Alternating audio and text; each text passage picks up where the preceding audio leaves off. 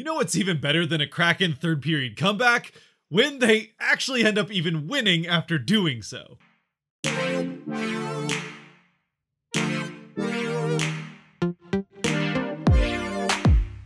What's cracking, everybody, and welcome back to Kraken R&R, where the Seattle Kraken get their 19th win of the season, defeating the Detroit Red Wings 4-2. Of course, with the Habs also winning tonight, the win does come at the cost of the Kraken giving up a chance to take over control of the best odds at the first overall pick, at least for now anyway, but I think we'll still take a win whenever we can get it, especially one at home in front of the home fans, and one that was as exciting and fun as this one turned out to be. And it certainly helped that the Kraken were actually able to put out somewhat of a normal roster this time out, where last time they had Fleury step up onto the forward end, this time they actually have 12 normal forwards and 6 defensemen, as Carson Kuhlman is able to come off of the injury list and back out on the ice for Seattle. Though it was a game time decision, and with Lind going back down to the AHL, the Kraken almost ended up in that exact same situation.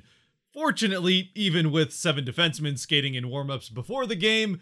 Kuhlman did turn out to be ready to go and skated in this one, or played in this one, so the Kraken were able to get that real 12th forward instead of having Fleury go back up onto those forward lines. And who knows if it was that or what it was for the Kraken, but from the words play ball, wait, no, sorry, that's baseball, which, speaking of baseball, the MLB was actually able to get out of their own way, and we now have spring training going, so for Mariners fans hopeful about how the season is going to go, that's at least a good sign. But regardless, back to the Kraken game, right out of the gates from puck drop, the Kraken were all over the Red Wings, pressuring the offensive end and getting a number of shots off on goal early, including one from Jared McCann that certainly made it look like at least he was ready for baseball season. As he drives towards the net, he flicks the puck up in the air to himself and then whacks at it like he's Edgar Martinez trying to hit the puck over the fence. Or really, probably more of a single up the middle, but either way, he definitely takes a baseball swing at this one right in front of the net, but Nedeljkovic is able to keep what would have been a highlight reel goal from McCann out of the net, and the Kraken off the board early. Even after this first big save, the Kraken are able to keep the pressure on and keep getting shots off on net, though while it doesn't lead to a goal, it does end up leading to the first Kraken power play of the game, which, it has to be said, this was a pretty good power play from the Kraken, really moving the puck around quickly and decisively, and even getting shots off when they had the chance to.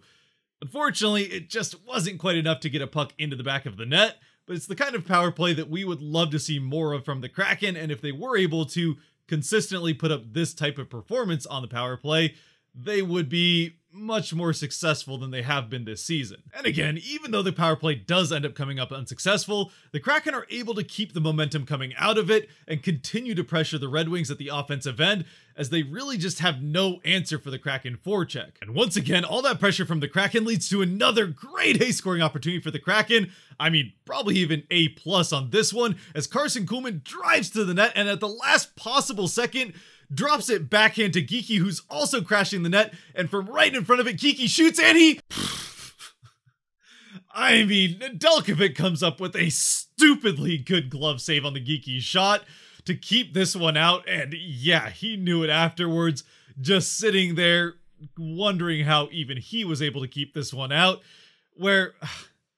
I mean, only Geekie could find a way to not get one past the goaltender. Maybe Jonas Donskoy as well, though he's still injured, so as far as healthy Kraken players are concerned, I mean, seriously, if it wasn't for Donskoy, we'd be talking about how snake-bit Geekie has been all season long for the Kraken. McCann may have been denied of his highlight reel goal earlier, but Nedeljkovic is definitely making the highlights here with this save. He's not done though, as just seconds later, he also comes up with another pretty spectacular save on a Donato shot. Donato, noticeably less snake-bit than Geekie this season, but robbed nonetheless here once again by Nedeljkovic, who, while the Red Wings do wear red and white, has been the Pink Panther for them in net so far here in the first against the Kraken. And then right back the other way, the Red Wings get their first shot on goal of the game, 11.5 minutes into it, which Grubauer is able to come up with the pretty easy save on. The Kraken ended up having what I think was 12 shots on goal before the Red Wings ended up getting that first one, and by the end of the first period are still vastly outshooting the Red Wings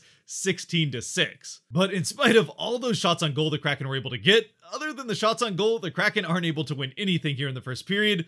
aside from also a Larson fight against Nemestikov, which he clearly wins, as he really should, considering the size advantage there. Still though, thanks to Nedeljkovic, even in spite of one of the best periods the Kraken have played all season long, absolutely dominating it from start to finish, it's 0-0 at the end of the first. And granted, the Kraken probably still did have the edge in play there in the first few minutes of the second period, but for the Red Wings, they were playing noticeably better than they did really at all in the first period outside of the goaltending. Especially defensively, where the Kraken were not only able to get shots off on goal in the first period, but when you look at the heat map of where those shots were coming from, as opposed to what we've come used to with the Kraken taking a lot of shots off at the blue line and just hoping for something good to happen on the way to the net, they were getting a lot of those chances right up and around the net in high danger locations. Meanwhile, in the second, while the Kraken were able to continue to get shots off on goal, for the most part, they weren't able to make Nedeljkovic work nearly as hard as he did in the first. Of course, some of that could have to do with the fact that the Kraken spent a noticeable chunk of the second period on the power play where, for whatever reason, they continue to look worse than they do 5-on-5, and all of that starts just before the halfway point of the second period when the Kraken get their second power play of the game. And this power play starts off alright, but really doesn't go much of anywhere for most of it until the Kraken finally get a pretty good scoring chance right at the end of it. Still though, it's killed off as this power play is a noticeable step down from the one before in the first, and unfortunately, much more what we've come used to seeing from the Kraken. And not long after this first power play of the period comes to an end, again unsuccessfully, the Kraken are going to get another chance on the power play. This one, it almost seems like being earned by the home crowd, which it has to be said for the second game in a row was a noticeably louder building than we've really heard for the vast majority of this season so far. Now, it could be that that noise was there all along and just being muffled by fans actually being good about wearing their masks in the arena. And now with the mask mandate in Washington being lifted for indoor events, that noise is finally being let loose. Either way, over these last two games, it has been good to hear that Seattle crowd energy that us fans in Seattle are used to hearing at pretty much all of our sporting events, except maybe the Mariners for most of the last 2 decades. But regardless, it was good to hear the crowd really get into it over these last 2 games, and especially in this one. And where that comes into play here is that Lucas Raymond, who is one of the 2 players the Red Wings have that have a pretty good chance at winning the Calder this season, the Rookie of the Year for those of you who are unfamiliar, is clearly holding Riley Shan as the 2 of them go towards a puck along the boards in the defensive zone for the Kraken.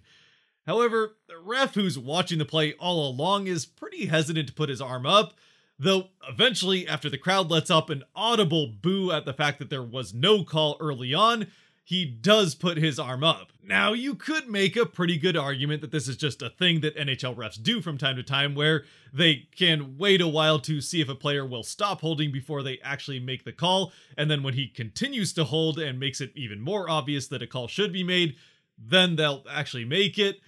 But the crowd does let out a pretty loud boo, and then he puts his arm up, so I'm going to choose to believe that the Seattle crowd makes this power play happen.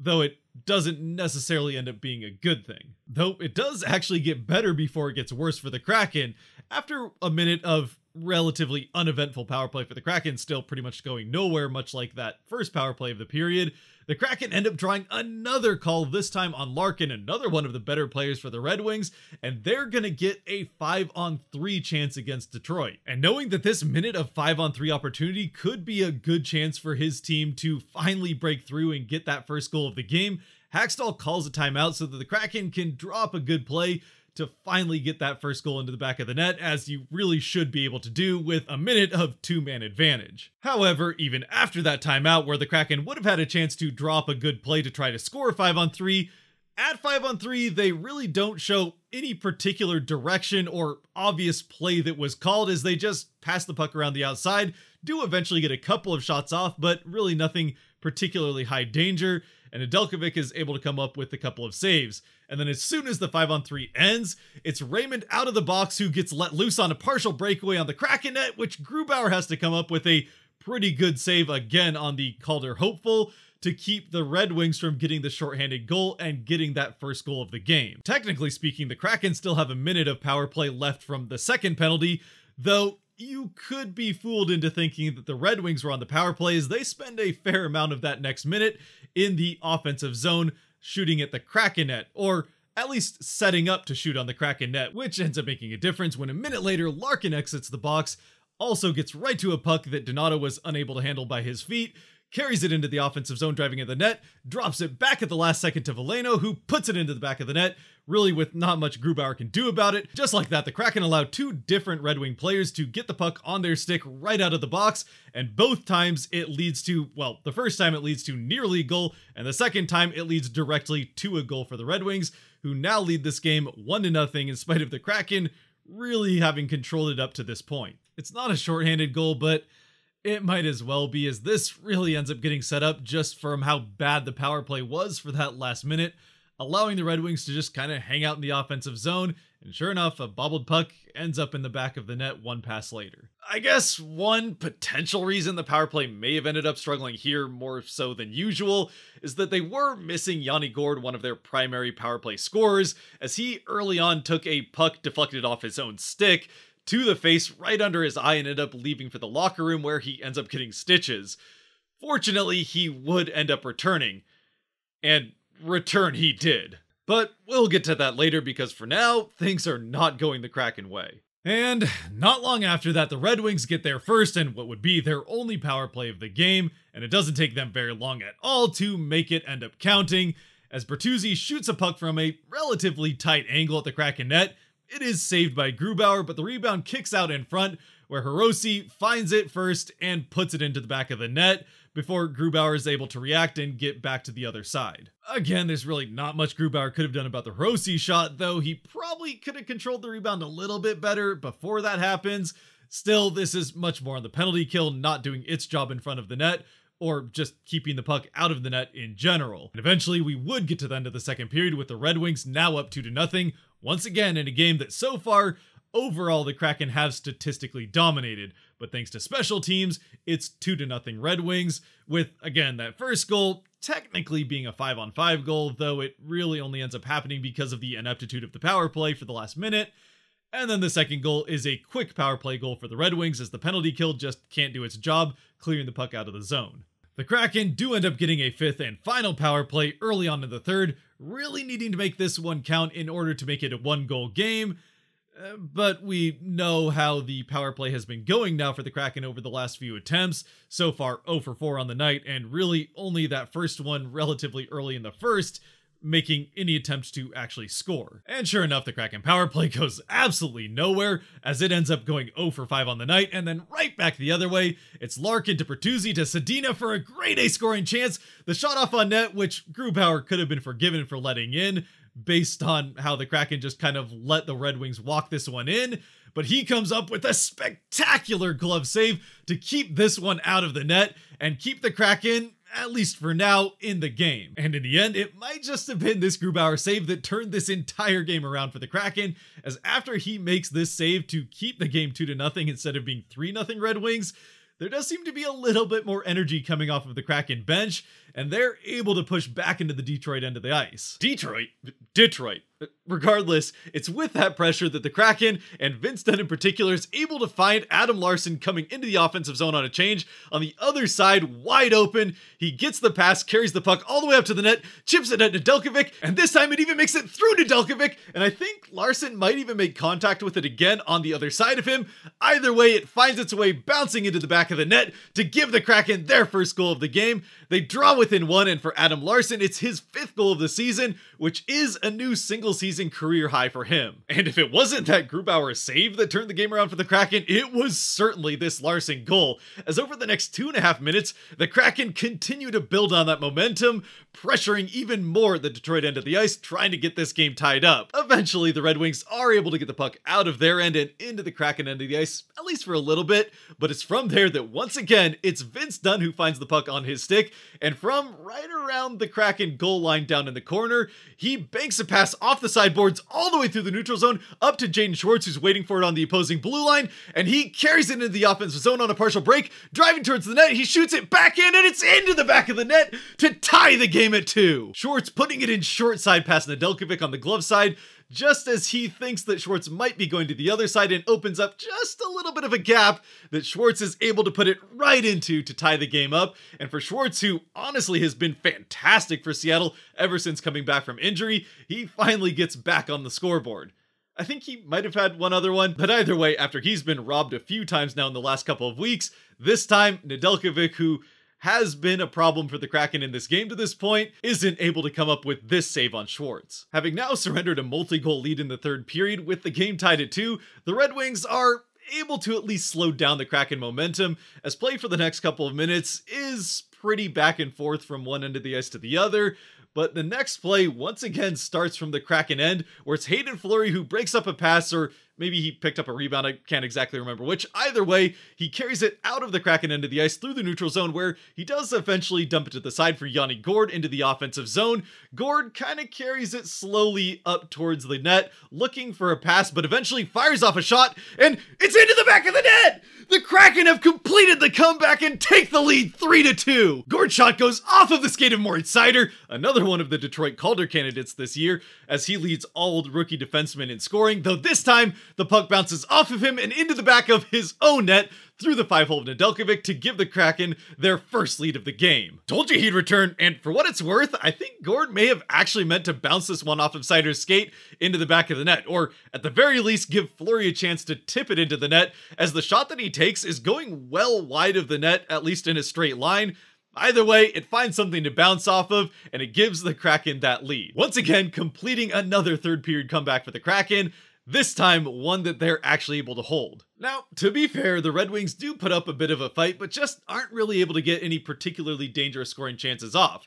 Not that the Kraken weren't trying to give them, with a couple of very close defensive turnovers in their own defensive zone. Still though, it doesn't lead to anything particularly dangerous for the Red Wings, and especially not another goal, as eventually the Red Wings will pull the goaltender, but it doesn't take long for Yanni Gourde once again to find the back of the net. His second goal of the game puts the Kraken up 4-2, and that is where this game would end up finishing, as the Kraken do complete the comeback in the third period, and not only that, they hang on to actually win the game, instead of just having a comeback and then losing like we'd seen a couple of times in the road trip. All in all, it's a great game from the Kraken, special teams aside, who, although after 2 periods it did seem like a very Seattle Kraken game the way the season has gone, where they had been dominating play 5-on-5, but special teams just continued to let them down. However, it turns out to be a almost opposite of typical Kraken game, at least that we got used to early on in the season, where the Kraken really control the entire first period, having one of the best periods in general that they've had all season long, then kind of fall apart a bit in the second period, thanks again to the special teams, but come back roaring in the third period with 4 unanswered goals, and also not giving up a goal going the other way, especially not a quick answer one after, let's say, taking the lead, for example, and end up winning this game once again. It's their 19th win on the season, the 11th at home, and yes, it does mean that even though the Habs won, the Kraken stay second to last and second place in that race for the best odds at Shane Wright, but still, especially at the home games, it's just fun to win, especially when the Kraken really deserved to with the way that they played,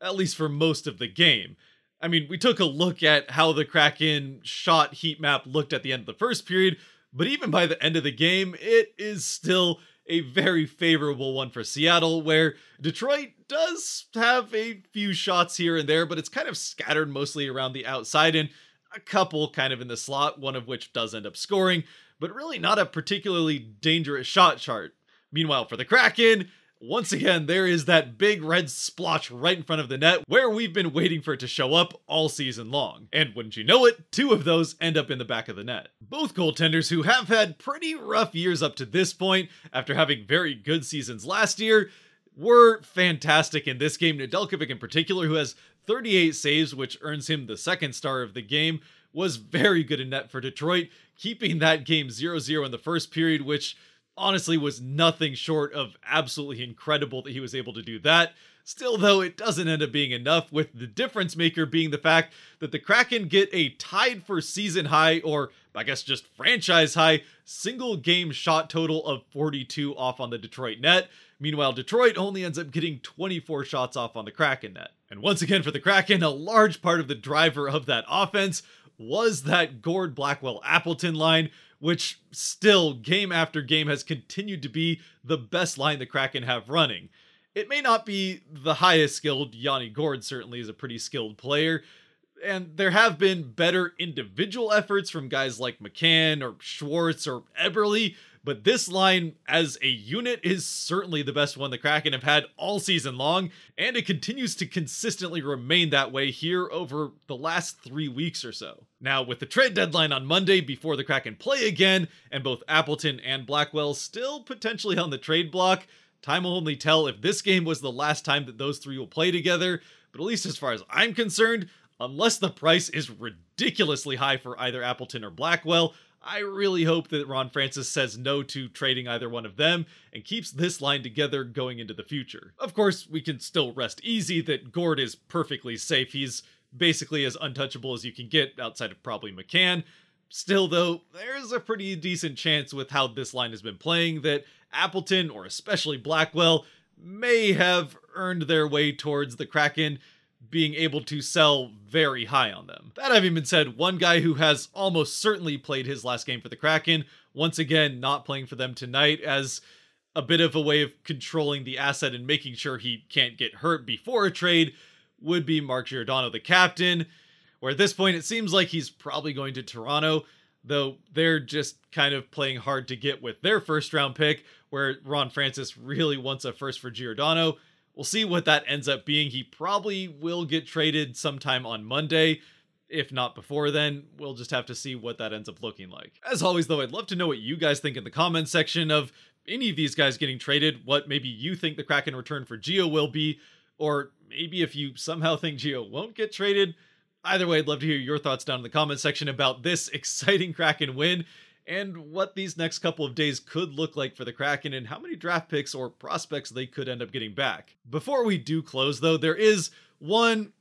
certainly opposite of the vibe of this game thing that I do want to mention, and that is the surprising, at least to most of us, and very unfortunate passing way too soon of John Clayton, who has been an absolute icon in Seattle sports, and really more than just Seattle, at least for my childhood. He was one of the faces of the Adam Schefter type for ESPN, back when ESPN wasn't just a hot take machine. Clayton was the guy that whenever he showed up on the TV, you knew some serious stuff was happening in the NFL. I know it's not necessarily hockey related, but Clayton loved all sports, even if football was absolutely his passion. He was also, more importantly, absolutely the type of guy that made anybody who was lucky enough to interact with him better for it. And again, he passes way too soon at the age of 67, having been at least partially responsible for the fandom and passion for sports of hundreds of thousands of people, myself certainly included in that, having shown on a daily basis his undying passion and giddiness to talk about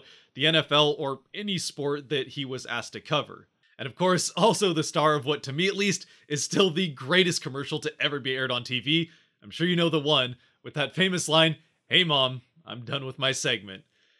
Rest in peace, John Clayton. And for now, if you have made it to this point, thank you very much for watching. And until next time, stay safe out there. Be good to each other as Clayton was. And as always, go Kraken.